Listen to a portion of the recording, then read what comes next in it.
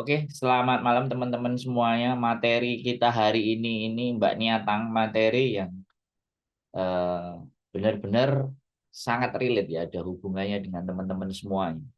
Jadi kita coba gali, kita kupas, kita bahas ya, kita diskusikan.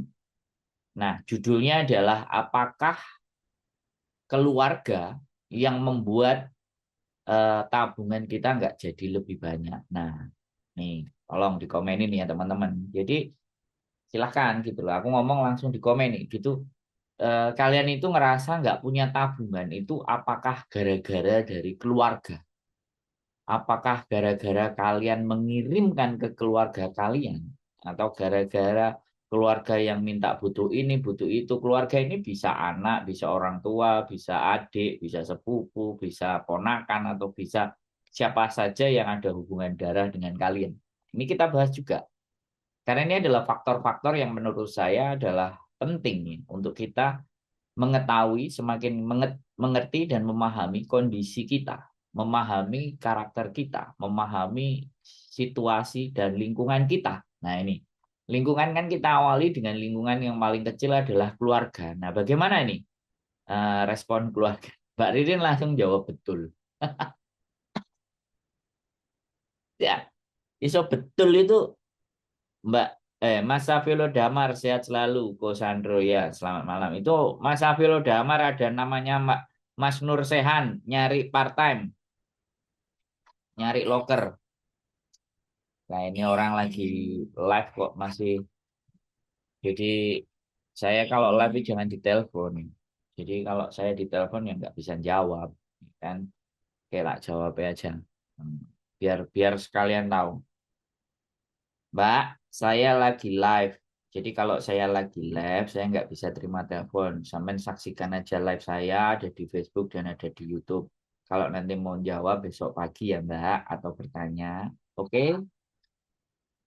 Ya, yo, yo, yo, ya, oke.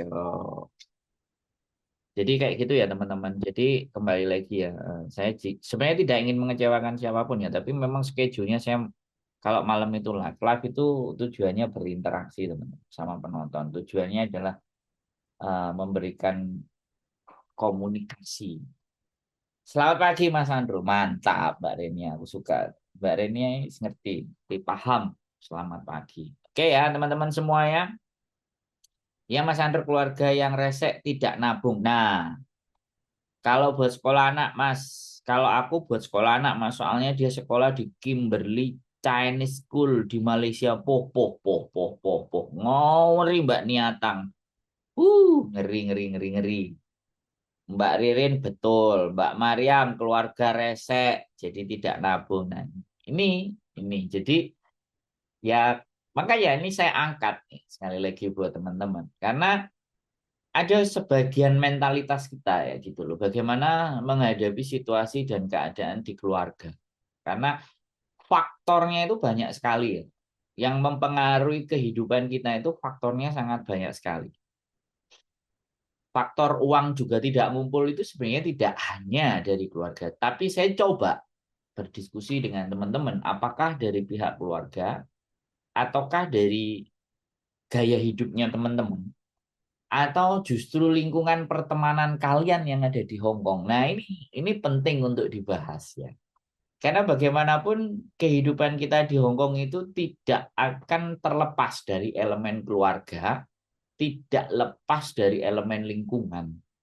Kembali lagi ini. Ini penting untuk kita bahas selalu ya. Jadi tema-tema yang seperti ini kan jarang teman-teman yang ada mengangkat sebuah tema seperti ini. Yang diangkat adalah kontroversi lah, koncone yang utang nggak bayar lah, kemudian mbek majikan lah. Nah, tema-tema yang begini ini yang ya udah kalau saya sih tetap tak bahas ya teman-teman. Ya kan? Nah, saya akan membahas tema-tema di mana bahasan tema itu sepele tapi itu berpengaruh teman-teman. Ya, keluarga ini adalah faktor yang berpengaruh. Yang pertama lingkungan terdekat kita itu ya pastinya keluarga. Lingkungan selain keluarga, kemudian pertemanan. Kalau lingkungan yang sebenarnya menjadi tanggung jawab adalah lingkungan majikan. Nah, majikan, keluarga, dan teman ini adalah lingkungan yang paling dekat dengan kalian. Itu adalah area bermainnya teman-teman. Jadi, itu yang akan sangat berpengaruh terhadap situasi dan keadaan ekonomi teman-teman. Tabungan teman-teman itu juga akan berpengaruh terhadap tiga faktor tersebut. Nah, maka dari itulah tiga faktor itu nanti satu persatu akan kita bahas. Yang pertama, hari ini mungkin kita bahas dari sisi keluarga. Bagaimana dari keluarga kita? Bagaimana dukungan keluarga kita terhadap kita? Terus bagaimana pandangan keluarga kita itu di saat kita itu ada di Hong Kong?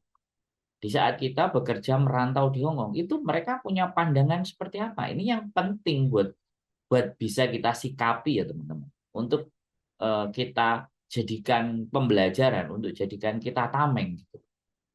Seperti itu, Mbak Mariam. Saya keluarga Mas Andro.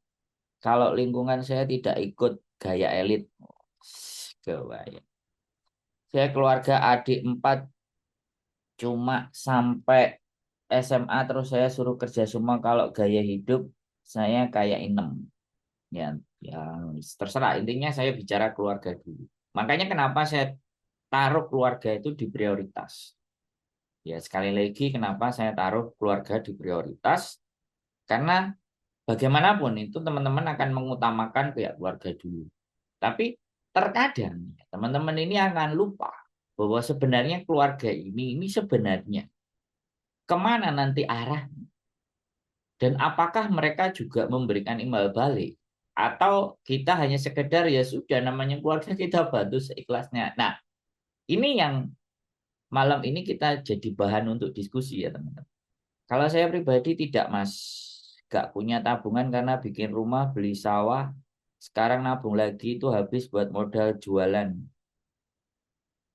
Nggak punya tabungan karena beli rumah. Ya, beli rumah buat siapa Mbak? Gitu.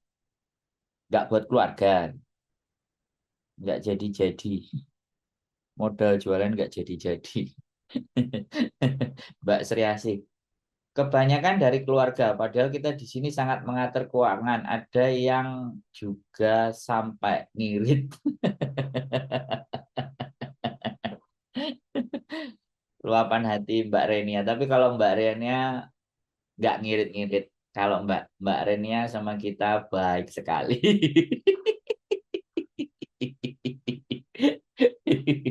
Jadi keluarga berpikir kerja di Hong Kong banyak duit. Mas Ano, nah ini fenomena ini loh. Sebenarnya arah berbicara kita itu ke situ gitu. Pandangan mereka kita ke sini itu apakah selalu punya duit dan ketika kita menunjukkan pandangan ke mereka itu salah, apakah misalnya Hong Kong itu banyak duit, makanya kalau setiap pulang ya harus bagi-bagi atau terus menunjukkan omahe sing apik bla bla bla bla. Nah, ini kan mentalitas yang seperti ini itu sebenarnya bukan di keluarga. Mentalitas itu ada di kita. Jadi kita itu menunjukkan bahwa pada saat kita di luar negeri itu seolah-olah penunjukan bahwa diri kita itu orang yang setidaknya kita nggak bicara mampu, kaya atau sugih, setidaknya itu kok mampu gitu. Iso ngekei. Nah, ini nih, ini. Akhirnya kan nanti kita jadi terjebak, teman-teman. Terjebak di situasi dan keadaan di mana kita itu sendiri yang sebenarnya membikin atau yang membuat gitu. Ya kan? Rahayu Mas Andro juga bestie di YouTube Prince Edward hadir. Terima kasih. Wah, ini teman-teman diskusi yang keren ini, Mbak. Mbak Mai Hendrik dan Mbak Maria, Mbak Lili Virgoli langsung Mbak Niatang langsung ya. Kalau Mbak Niatang jelas buat sekolah, sekolahnya di Malaysia loh, Kimberly Chinese School, loh, keren itu. Namanya juga Mbak Niatang, nenek tangi. Tang cadot atau tang temenan Mbak atau tang marga. Tangnya pasti marga lah. Mohon maaf Mbak, ya. Nama marga diselipkan di nama kita. Oke, jadi yang ingin saya bahas dan ingin saya sampaikan dan diskusikan kepada teman-teman, kita obrolin sama teman-teman, membentuk mental. Sekarang sudah mikir lebih matang, ditabung untuk diri sendiri. Wes, hadir nyimak Mas Andro, Mbak Eva Teresa. Yes, jadi apakah mentalitas kita pada saat kita bekerja di luar negeri itu ada perasaan di mana bahwa ketika saya pulang harus bawa uang yang banyak, atau ketika saya kerja di Hong Kong itu rumahku harus bagus, harus mewah, harus gede, atau pada saat kita pulang kita itu punya perform atau penampilan yang justru wah. Atau kalau kita itu di Hong Kong, kita harus menunjukkan sosial media kita itu glamor. Nah ini loh yang kita sebenarnya tekankan ingin kita mau bahas di malam hari ini. Mas Andro kayak foto orang Korea. Yang mana ini Mbak? Yang ini apa yang ini? Yang ini apa yang ini? Ya iseng-iseng lah Mbak supaya nggak bosen gambarnya. Kita ganti-ganti gambar. Ya besok di sini diganti gambarnya kayak apa lalu ya biar biar biar yang nonton agak-agak gimana. Nggak ada imbal balik. Saya bikinkan rumah mereka saya sekolahkan, setelah itu saya mulai lagi dari nol, ortunya nggak ngurus wes. Pahit, pahit ini Mbak Ririn apa? Ya jadi nggak ada nggak ada imbal balik. Jadi makanya ketika kita melakukan sebuah kebaikan, ya, ini kan, jadi saya nggak menyalahkan, nggak menyalahkan bahwa kalian itu seseorang nggak boleh berbuat baik, nggak. Saya juga nggak menyalahkan ketika kalian sudah berbuat baik. Tapi terkadang kita itu gini loh, melakukan perbuatan baik sekali lagi hari ini kita melakukan perbuatan baiknya. Kemudian di saat kalian ngerasa down, ngerasa jatuh, ngerasa sepi, ngerasa sendiri, kalian mulai melihat apa yang sudah kalian berikan. Nah, ini Mbak Siva Rahma, selamat pagi. Sehat selalu Mas Andro, terima kasih doanya. Jadi Mbak Sulastri is watching. Jadi mentalitas di mana pada saat kita ada di Hong Kong melihat teman kita ada yang kekurangan, keponakan ada yang minta, atau semuanya dengan bangganya, dengan rasa ya kan wahnya, nih tak kasih, nih tak kasih, nih tak kasih. Nah giliran mereka sudah jalan, mereka sudah wow, kemudian kita berpikirnya kok kamu nggak ngereken aku ya, kok kamu nggak ngurus aku ya. Nah ini loh, terlalu baik malah dimanfaatkan Mas. Nah terlalu baik sehingga dimanfaatkan, nah ini yang ingin juga saya bahas teman-teman, ya kan. Sekarang ya itu menurut saya adalah sebuah hukum alam, ya, sebuah hukum alam. Makanya kalau kalian pingin baik, kalian berusahalah bahwa kebaikan itu bukan buat orang lain. Ya, di dalam hati aku mau ngasih orang, ya kan? Bukan. Jadi untuk orang itu bukan. Kalau saya, kalau aku mau baik sama dirimu ya karena aku pingin mendapatkan penilaian yang bagus dari sing gawe urip, sing nyiptakno aku. Bukan dari orang itu. Nah, ini mindset ya, teman. Ini nilai, ini value. Jadi jangan sampai, tapi saya sekarang capek jadi orang baik. Ya, kalau makanya itu, ya kan? Makanya itu. Jadi kalian ngasih orang itu pingin terlihat baik oleh orang lain, atau kalian berbuat baik itu untuk diri kalian sendiri, untuk kebermanfaat kalian sendiri, atau ingin agar orang lain itu menjadi lebih baik. Nah, ini motif yang menurut saya harus kita bisa berpikir ya, sebelum kita melakukan sesuatu. Mending mereka wow, tapi kalau masih selalu minta bantuan saya lagi. Lah,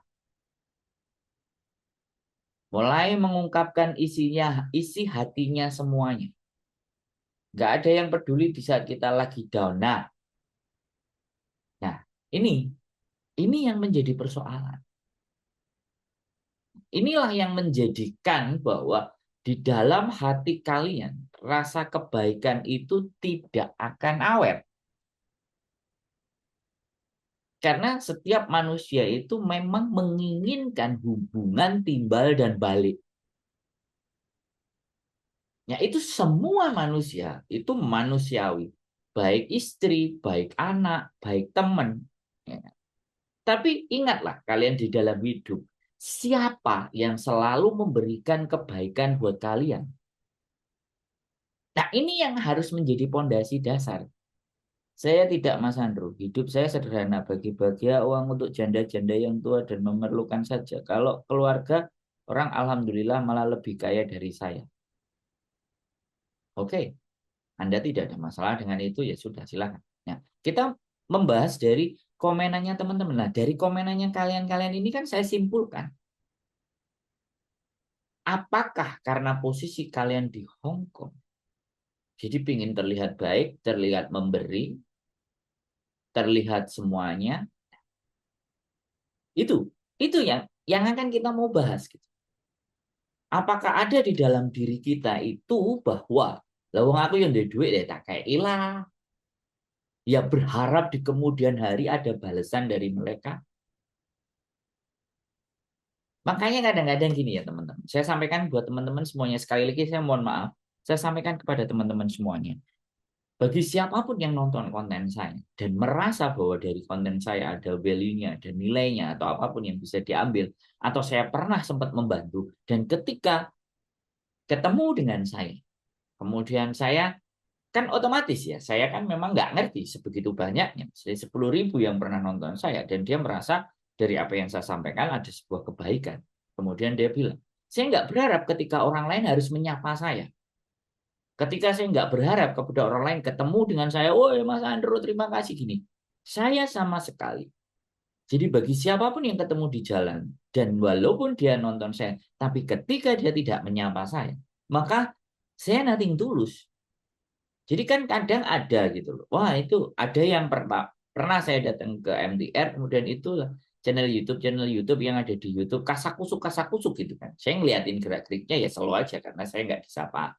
Tapi giliran mereka ngobrol-ngobrol, itu loh yang Mas gini-gini. Iya Mbak, kenapa kok nggak disapa? Kok malah digosipin, dirasa-rasani, diomong-omong no. Kalau temennya sampai nggak pernah nonton saya, nggak bakalan ngerti. Terus sampai nyapa saya aja, terus guyu Mbak.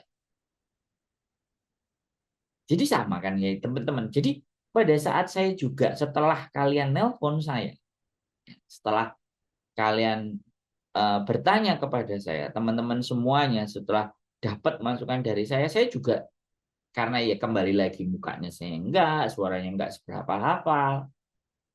Ya saya menganggap bahwa apa yang saya lakukan sudah. Ketika mereka tidak menelpon lagi, ketika mereka tidak bertanya lagi, saya menganggap bahwa kehidupan mereka sudah lebih baik. Jadi sama sekali saya menanamkan di dalam diri saya. Orang lain, ya, yang ingin saya gambarkan ada, yang ingin saya tanamkan ke dalam diri saya. Saya tidak menginginkan orang lain mengistimewakan saya, mendengar apa yang saya katakan, atau orang lain harus tahu saya, harus orang lain, aku ini Sandur, ngerti yo. Enggak. Saya mencoba di dalam kehidupan itu tidak ingin menanamkan hal itu.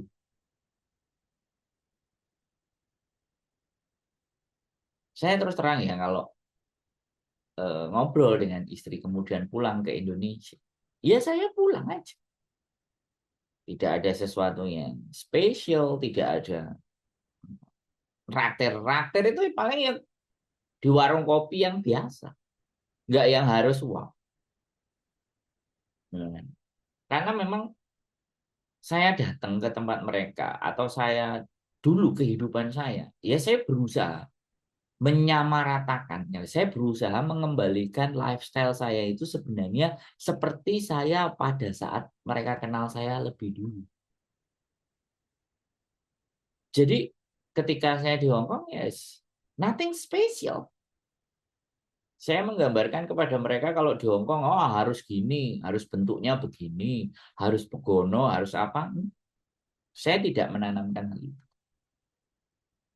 Mau nanti di Hong Kong, mau di Amerika, mau sekaya apa, mau sukses apapun, ketika bertemu dan berkumpul dengan teman-teman, ya mulai dandan, cara berbicara ya biasa saja. Nggak perlu kita terlihat istimewa atau terlihat wow, enggak. Tapi kalau misalnya ya kembali lagi kan kita pulang ya minta dijemput ya pakai Grab itu kan sesuatu yang memang transport lah. Kadang saya itu masih berpikiran ngompreng teman. Naik bis kota dan semuanya masih berpikir seperti itu walaupun posisi keadaan ekonomi juga ada ya tapi nggak sebegitunya juga gitu loh. Kalau teman-teman kan ingin ketemu dengan keluarga segera ya sudah kan sewa mobil ya sudah kalau nanti sewa mobil ya makane tetangga nih opo sing ngejak nyusul apa sopir kan ya sambil dipikirkan saya sejak sejak sebelum punya istri pun saya nggak berpikir saya sendiri ya sudah naik kalau tentengannya cuma tas biasa ya udah naik bis kota pulang tapi ini nggak perlu dicontoh ya teman-teman dalam dalam actionnya enggak. Cuman kita tanamkan ke dalam diri kita sebisa mungkin ya walaupun kita sudah bagaimana dan seperti apa ketika kita kembali ke asal kita ke daerah kita ya tunjukkanlah kita itu apa ya jangan nunjukin oh aku loh sukses oh aku loh keren kadang kan ada gitu di dalam benak dan pikiran kita itu yuk kudu pantes rek dipantes-pantes no rek lah ini kan mentalitas nih. Nah, kenapa saya nontonin ini kenapa saya menunjukkan ini karena saya dengerin podcastnya Pak Mahfud dan Pak Basuki ya teman-teman. Pak Mahfud itu ya menteri lah. Kemudian Pak Basuki yang kemarin itu koordinator yang pokoknya bangun-bangun lah. Saya pulang naik travel terus Mas kalau dijemput ngerepoti ya. Ya, saya kemarin juga ngomong sama istriku kok. Kita balik nggak ada mobil udahlah kita travel aja deh. Kan pesawatnya besok pagi ya malam di bandara bla bla bla bla atau kalau kita pulang ya udah naik travel kan satu koper udah nyampe di rumah ya sudah jadi mentalitas teman-teman jadi kadang serius ya sekali lagi ya saya itu melihat ya ya ini juga nggak salah ini bagian dari sebuah pola sekali lagi ketika di Hongkong kalau hari Minggu saya ngelihat itu ada yang ya nggak salah juga sekali lagi ini pandangan dan kita diskusi itu kayak ada yang over dan terlalu berlebih gitu. Yang ditampilkan itu berlebih sebenarnya kalau dia dandan ya udah baju biasa ya sudah nggak terlalu menor wong memang tujuannya libur tapi ada juga yang ketika dia libur itu dia harus show perform ini loh penampilan gue sehingga harus banyak baju yang dipakai dan setiap hari libur bajunya bisa ganti-ganti. Menghibur diri, menghargai diri kita. Kalimatnya begitu. Menyenangkan diri kita. Nah, jadi balik lagi kita ke persoalan keluarga dan mentalitas. Saya meyakini teman-teman, yang sudah lama, yang sudah di Hong Kong, aku pulang biasa aja Mas Andro, ini kadang tetanggaku nggak tahu aku pulang Indo. Dia pulang juga naik travel, terus bayar 200. Itu akan gimana ya? Kita itu jadi lebih enak. Gitu. Hidup itu kalau kita tidak menampilkan sesuatu yang dianggap orang lain, wah, itu enak jalani. Simple, gak ewoh gitu. Lakukanlah sesuatu itu dilandasi ikhlas. Jangan mengharapkan imbalan baik, jadi tidak kecewa. Yang terjadi maka pikirkanlah dengan bijak sebelum melakukan sesuatu. Nah, kadang saya mengucapkan kayak gini. Semen nggak pernah nonton kontenku sih. Kadang saya Saya sering ngomong kayak gitu kan teman-teman. Sampean baru nonton kontenku ya iya. Kadang-kadang itu juga bentuk kalimat gak ndangket wingi-wingi gue ndelok. Kadang-kadang itu salah satu pikiran dan sifat jelek. Sebenarnya itu sifat jelek, teman. Ngomong kayak gitu itu sifat jelek. Terus saya selalu bilang ya sudah. Mas Andro yang super jujur ya, bukan tabungan. Tapi bayar utang pinjaman di BRI kur durasi 2 tahun baru diangsur 2 bulan. Abangku menyala dari Pekanbaru. Nah, Bu Warnita Sari, luar biasa. Selamat malam. Oke, ada yang pulang dari luar negeri nggak bisa Indonesia, bahasa Arab. Enggak, saya melihat fenomena itu karena apa gini loh. Ya, pada saat di interminate atau pada saat break, ya kan, mereka itu nggak mau pulang ke Indonesia, nggak mau ketemu dengan keluarga. Ini kan ada something yang keliru gitu. Dan ini bukan orang-orang yang anak baru. Kalau anak baru ya wajar. Baru 1 tahun, 2 tahun, ya, baru setengah tahun. Terima kasih buat Nita Sari hadir. Jadi bahkan yang sudah lama-lama Mas bisa nggak aku nggak pulang? Aku tak ke Makau saja cari parteman. Halo guys, ini yang mengkhawatirkan. Kenapa kok justru oke, saya di interminate, oke, kali ini gagal, aku harus balik, ya kan? Kalau kita takut kehilangan uang, ya, dan di interminate kurang 2 bulan, misalnya, kurang 3 bulan, datang mau sama aku tak kasih strateginya.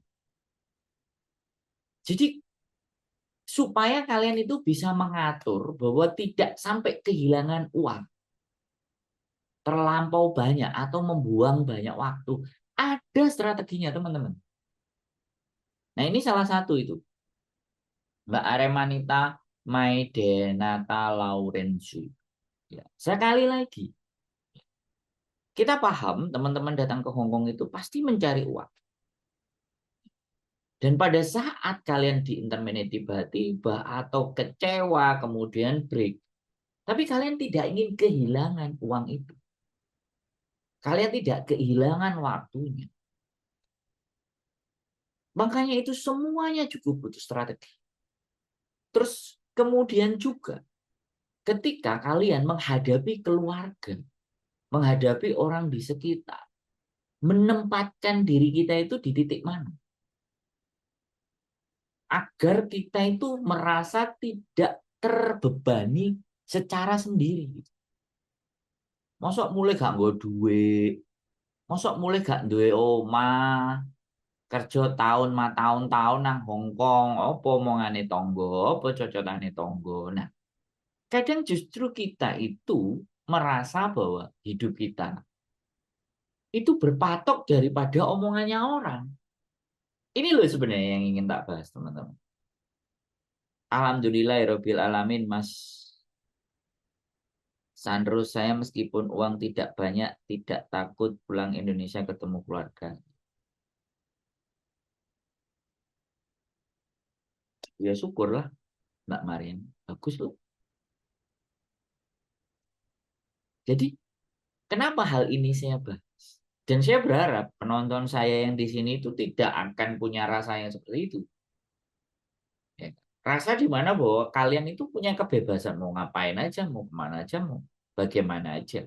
Terlepas ada dan tidak punya uang.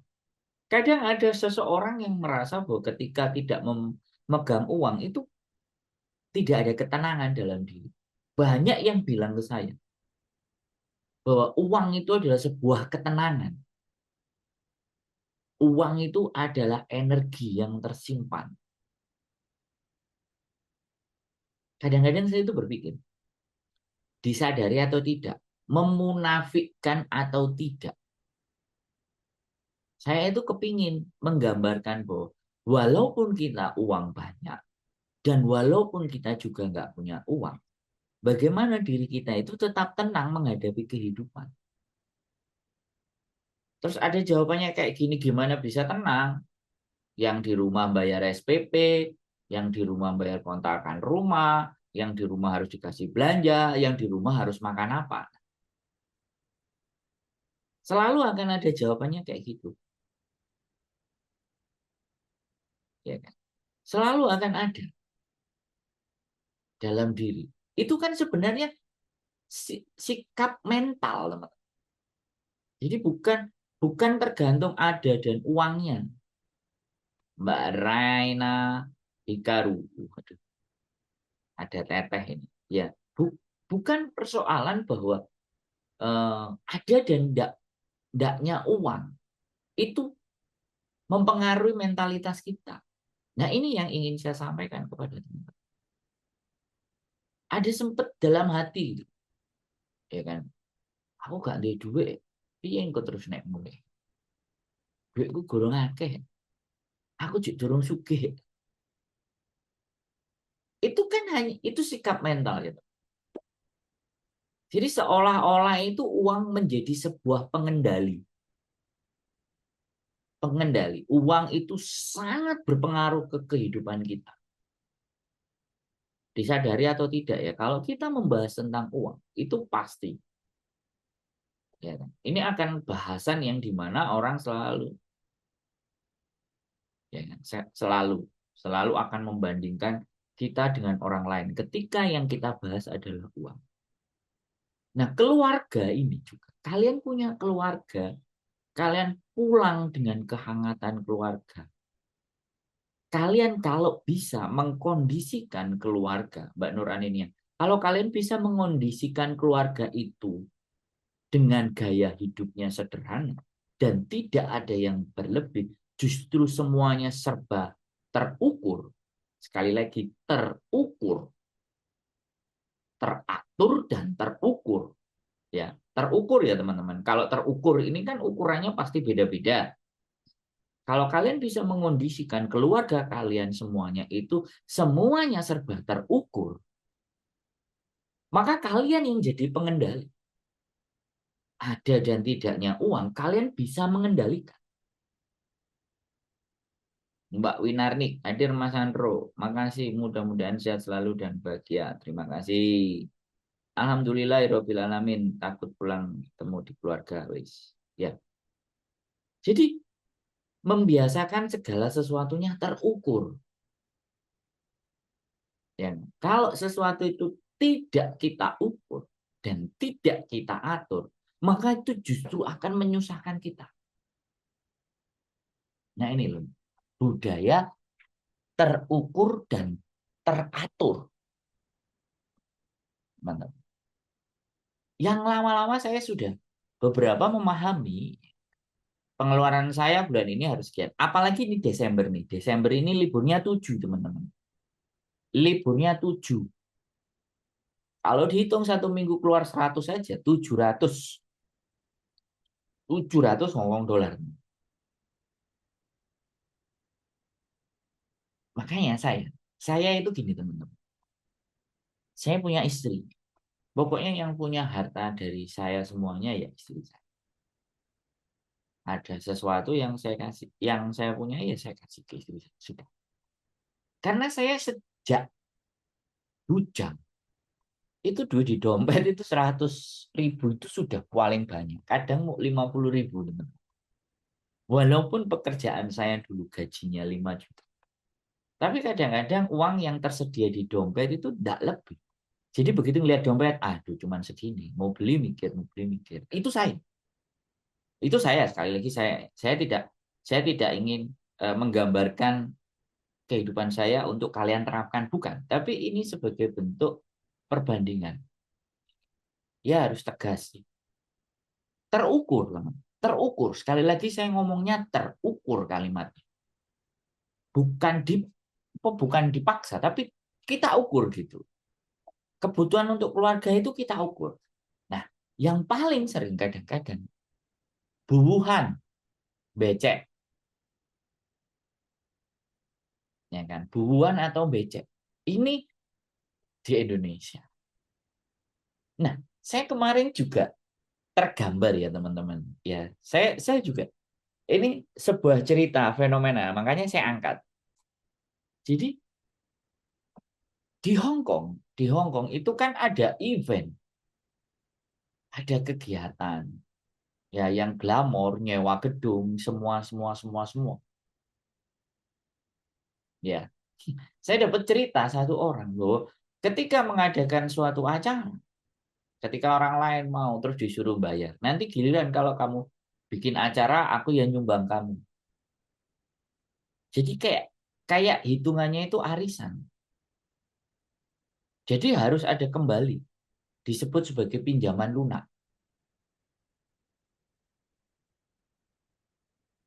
Makanya jadilah hakim terbijak bagi diri sendiri dan keluarga Mas. Wah, kalimatnya Mbak Mehan ngawari. Ya harapannya kita itu bisa bijak, tapi proses untuk kebijaksanaan itu semakin hari itu ya semakin harus kita tambah. Kembali lagi. Ya. Jadi bijak ke dalam diri kita dulu. Terus saya juga dari dulu ibu saya itu selalu ya nggak tahu kenapa ya aku selalu terngiang-ngiang pesen ibu orang usah gaya-gaya, gak usah gaya-gayaan. Padahal aku bikin tagline di komunitas YouTuber Hong Kong nggak pernah mati gaya. Ibuku bilang ora usah kakean gaya, bukan gaya tapi gaya. Beda antara gaya dan gaya. Jadi sejak memang dari kecil ibu saya itu tidak pernah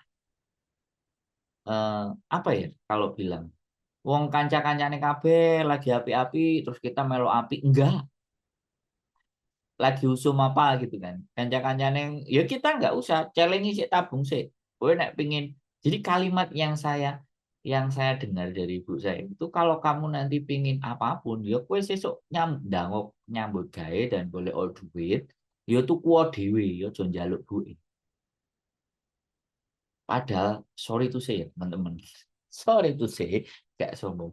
Warisan ibu saya dari mbah itu masih banyak. Ini kalau tak hitung ya, rojok gaya sidik sih. Aku jadi nih, melo arep-arep. Itu ada satu, dua, ada tiga tempat yang nilainya hampir 4 miliar. Tiga tempat nilainya hampir 4 sampai 5 miliar. Dan anaknya 6. Karena nanti itu akan dibagi ke anaknya. Anaknya mbahku ada 6, ibuku nomor 2. Jadi sebenarnya masih ada warisan.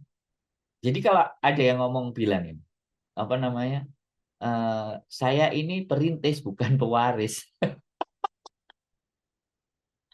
Walaupun saya itu pewaris, sekali lagi walaupun saya pewaris ya, wakeh ya, bondone mbahku kabeh.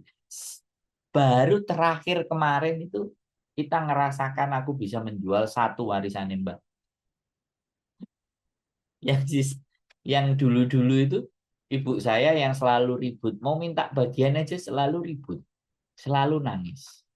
Maka dari itu karena saya ngelihat itu ibu saya, wis gak usah nggak tekno warisan. Sampai sekarang itu anaknya mbah saya itu cuma tinggal satu yang paling ragil, yang paling kecil. Untungnya nggak serakah. Nek serakah di PKB ya iso. Putune wis ora komanan itu bisa.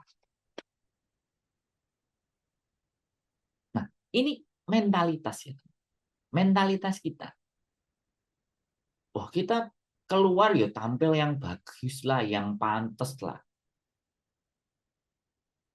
Ya, tampil pantas, tampil bagus, tampil sopan itu kan nggak kudu wah toh. Nggak kudu selalu baru, nggak kudu selalu yang terupdate. Yang kembali lagi harus mengenali diri sendiri dulu, kemudian barulah mengenali keluar diri. Itu kalau orang sudah pada titik, Mbak Mai Handri. Orang sudah pada titik di mana sudah bisa menjawab 3 sampai 4 pertanyaan dasar dalam hidup. Tetapi pada fakta dan kenyataan yang terjadi di Hong Kong. Ya. Tapi ya sekali lagi saya cuma ngomong gini, kalau memang kita saatnya sudah pantas untuk misalnya beli mobil, ya nggak apa-apa, lakukan. Saya itu kemarin juga beli mobil, mobilnya rongsokan, mobil tua, ya nggak sampai terkerjakan ya karena dana nggak cair dari istri, yang cair cuma satu mobil ya sudah. Nah besok juga rencana juga mau saya jual. Saya ngomong, yang pertama kemarin yang dibeli yang bagus ya sebenarnya buat nge-grab si ponakan, tapi ya ponakannya nggak jalanin karena COVID, ya sudah terus kita jual karena memang tidak menghasilkan. Kalau kita memang membeli sesuatu yang bisa menghasilkan, kalau nggak menghasilkan dijual. Nah ini juga ada satu aset ya, mobil saya memang tidak menghasilkan. Mbak Sriasih, Waalaikumsalam. Saya anggap ya tidak menghasilkan, tapi ya menurut saya kalau disimpan itu menjadi aset investasi sih menurut saya. Tapi yang di end kok saya berpikir ya sudah tak jual aja.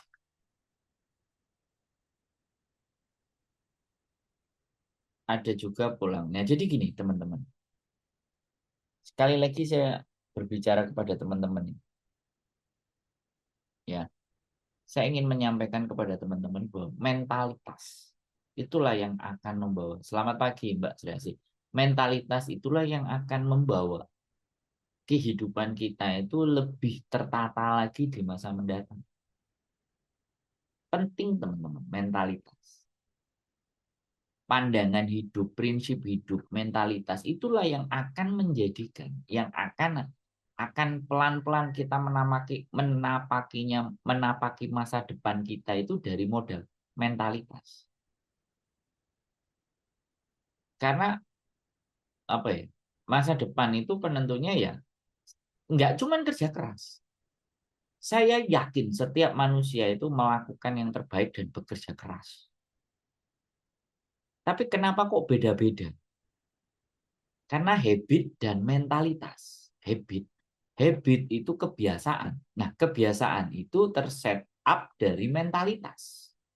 Mentalitas itu cenderung ke cara berpikir.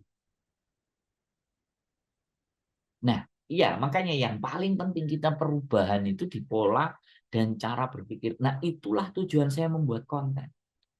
Kembali lagi, tujuan basic, tujuan yang mendasar, tujuan yang utama adalah membentuk pola berpikir. Pola berpikir yang kayak gimana? Yang akan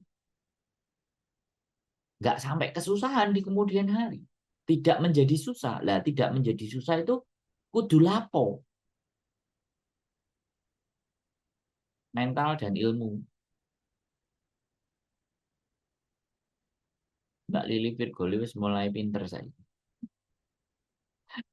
Ya wis ket wingi saya pinter dodolan bakso. Tambah menyala. Jadi penting ya teman-teman. Sekali lagi bagi saya, mentalitas itu penting. Walaupun kita pekerja rumah tangga asing, domestic helper, tenaga kerja wanita, pekerja migran Indonesia. Tapi kita mempunyai cara berpikir dan punya mental yang setidaknya ya, mental kita itu bukan yang biasa-biasa atau tempe atau yang ya ngasal gitu. Hari ini, sekali lagi hari-hari ini buat teman-teman semua. Aku gak bayar sekolah anak, gak kuliah pokoknya gajiku kabeh gak sekolah anak. Walaupun gak sekolah anak itu kan tetap punya batasan teman-teman. Jangan sampai segalanya terus yo wis wis sekolah ya le ibu biyen nggak sekolah wis sekolah sing dhuwur. Kemudian sekolah sing dhuwur sampai kuliah terus masuk ASN, masuk ASN pegawai negeri njaluk duit. Dia mlebu kerja ya njaluk duit ke budal Korea, njaluk duit ke budalan Jepang. Come on guys. Modal modal kuwi nomor akhir ilmu sukses nek digolek bisa sukses. Ya. Jadi, iya teman-teman. Menurut saya. Makanya saya itu kadang-kadang kampanye ke teman-teman. SMP sama sampai SMP di SMA. Suruhlah belajar bahasa asing. Minimalnya 2. Kalau dulu 1, sekarang minimalnya 2. Dulu Mbak Sri Asih langsung ngasih star 20. Waduh Mbak. Aku kok nek gak iso balekno engko sampean gremengi aku kan yo gak seneng. Terima kasih lah aku dikasih. Ya, terima kasih aku dikasih. Gak usah dikasih star sampean komeni gue wis bahagia. Jadi saya itu kampanye disisihkan sedikit ya. Pada saya kampanye bahwa kalau memang iya kasih dia itu les 2 bahasa SMP dan SMA. Ini kan membentuk mentalitas teman-teman. Bahasa Inggris itu wis jelas perlu 1. Yang kedua bahasa asing. Asing itu bisa Mandarin, bisa Jepang, bisa Korea, terserah. Pokoknya asing. Jerman boleh, bahasa Rusia juga boleh. Tapi bahasa Inggris itu wajib. Bahasa selain bahasa Indonesia, bahasa Inggris wajib. Mbak Bintang Mahardika, melu jagung dulu. Ah, melu jagung dulu. Ah, ya monggo silakan. Jadi untuk membangun mentalnya. Jadi dan pada saat mereka masih sekolah itu baru les. Jangan nanti lulus SMA baru les. Telat. Umurnya kebuang. Lulus SMA bolulas. Memang kerja di luar negeri itu memang 21. Dari 18 masih ada sisa 3 tahun. Masih ada sisa 3 tahun. Masih lulus SMA. Tapi biasanya kalau orang sudah keluar itu sudah kecampur sembarang kalir. 3 tahun itu waktu yang lama. Kalau dari SMA ada sudah tepat, enak, siapa tahu dengan bahasa yang bisa. Biar nggak selalu bingung di saat butuh. Ya, disisikan banyak nggak apa-apa Mbak Renia, jangan sedikit. Disisikan banyak Mbak Renia. Yang sedikit itu buat ngurusin orang-orang itu loh. Disedikitkan, dipres. Buat dirinya sendiri banyak. Tapi kalau buat orang-orang lain, keluarga itu diukur, bukan dipres, diukur, ditata dan diukur. Saya aja loh, sama adik saya yang bayar kuliah itu 1 bulan, 2 bulan sebelum bayar kuliah kira-kira kasih tahu, biar aku bisa nyiapin.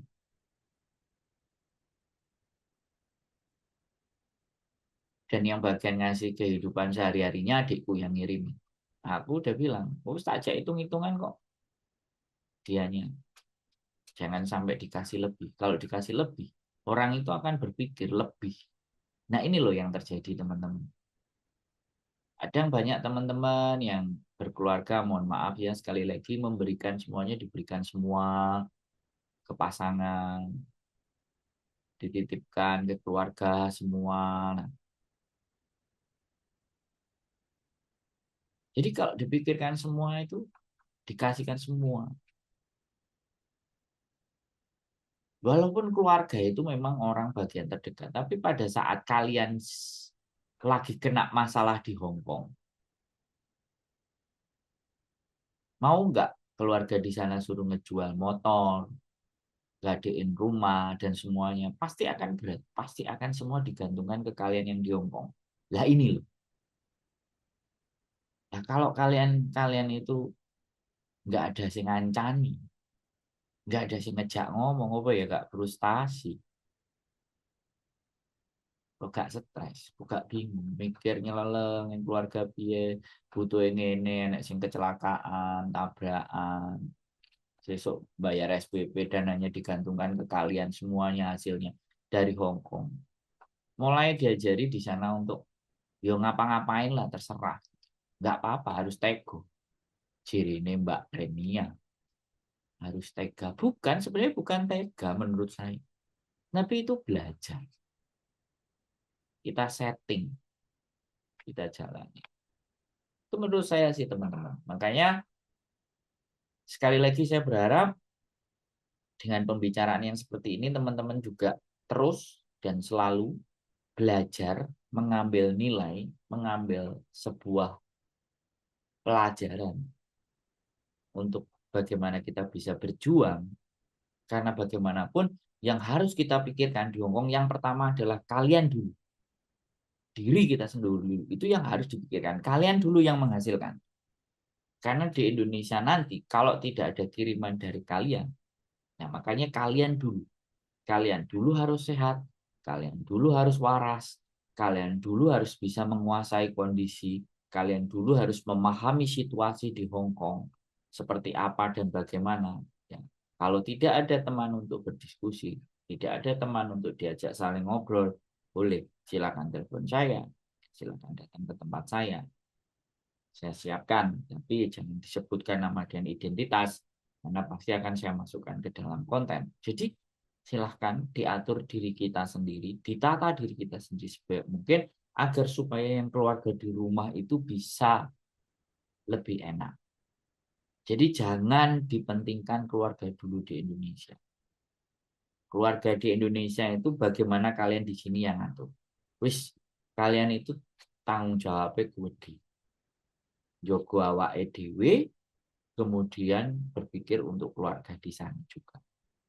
Makanya sehat selalu, tetap semangat, mentalnya dijaga, harus refresh. Bertanggung jawab dengan diri sendiri, kebahagiaan orang lain bukan tanggung jawab kita. Itu buat Mbak Lili Virgoli. Buat saya, semakin banyak membuat orang lain bahagia, maka semakin banyak datang yang rezeki di saya. Tapi saya tahu caranya membuat orang lain bahagia. Saya ngerti caranya tanpa harus mengorbankan kebahagiaan saya. Ini beda, sudah beda level. Jadi bukan membuat orang lain. Nah, ini ya bagus lagi ya ini bahwa ketika kita mampu memberikan sebuah kebahagiaan buat orang lain, tapi jangan sampai mengorbankan kebahagiaan diri kalian sendiri. Nah, ini yang banyak terjadi. Tapi saya sudah manage itu. Ya, saya dulu bahagia, setelah saya bisa bahagia, orang lain akan otomatis kena imbas kebahagiaan dari saya. Biar nggak selalu bingung di saat itu. Jadi, bahagiakan dulu diri kalian dengan porsi dan takaran yang sesuai, jangan berlebihan. Kemudian, bagilah kebahagiaan itu dengan orang lain. Dan bagaimana tata cara membagi kebahagiaan orang lain tanpa mengorbankan kebahagiaan dia sendiri, itu yang harus kita sama-sama pelajari. Ya, jangan sampai mengorbankan kebahagiaan diri sendiri untuk orang lain. Bahaya. Karena kemungkinan besar itu yang terjadi kepada teman-teman. Orang lainnya yang bahagia, kalian yang sedih. Kalian dulu bahagia tanpa ada sesuatu yang berlebihan di dalam menghargai kebahagiaan berdiri kalian, dan sebarkan kebahagiaan itu ke orang. Saya yakin dan pasti akan banyak kebahagiaan yang mampir lagi atau datang ke diri kita. Nanti kita bahas di episode berikutnya. Membahagiakan orang lain tanpa mengorbankan kebahagiaan diri sendiri. Kita bahas di tema di episode berikutnya. Keep stay tune with YouTube channel.